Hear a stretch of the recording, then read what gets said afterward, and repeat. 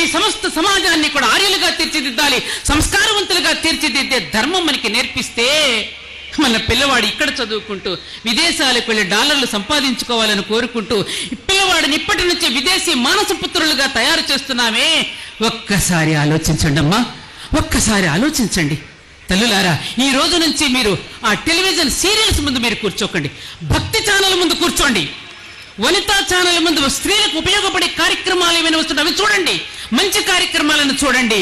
ఇటువంటి కార్యక్రమాలను చూడడం ద్వారా ఎందుకని వాళ్ళకు సర్దార్ వల్లభాయ్ పటేల్ పుట్టకపోతున్నాడు, ఎందుకని ఒక లాల్ బహదూర్ శాస్త్రి ఆవిర్భవించకపోతున్నాడు, ఒక అరవింద్ ఘోష్, ఒక స్వామి వివేకానందుడు, ఒక ఝాన్సీ లక్ష్మి, ఒక రుద్రమదేవి ఎందుకు మనం కనలేకపోతున్నామంటే కారణం ఇది.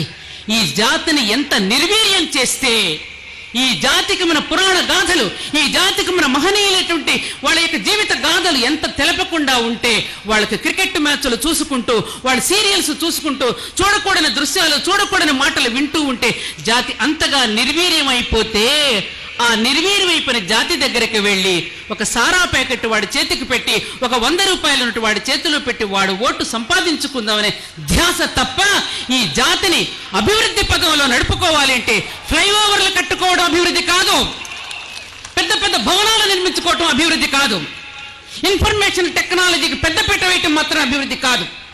వివేకవంతులను తయారు చేయటం అభివృద్ధి అంటే ఏమిటి? విజ్ఞానం పెరుగుతోంది, వివేకం తరుగుతోంది. విజ్ఞానంతో పాటు వివేకం కూడా సమతుల్యంగా పెరిగినప్పుడే సమాజం సస్యశ్యామలంగా ఉంటుందనే విషయం మన పూర్వీకులు, మన ప్రాచీనులు ఏనాడో చెప్పారు. కాబట్టి ఆత్మీయ బంధువులారా, ఈ రోజు నుంచి మీరెవరూ కూడా హిందూ మతము అనే పదం మీరు వాడకండి దయచేసి. ఇది ధర్మం మాత్రమే. మతము అంటే వ్యక్తుల యొక్క, ప్రవక్తల యొక్క అభిప్రాయాల చేత ఏర్పడేవి మతాలు.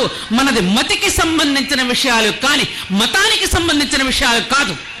చెప్పండి, మనది హిందూ ధర్మమా, హిందూ మతమా?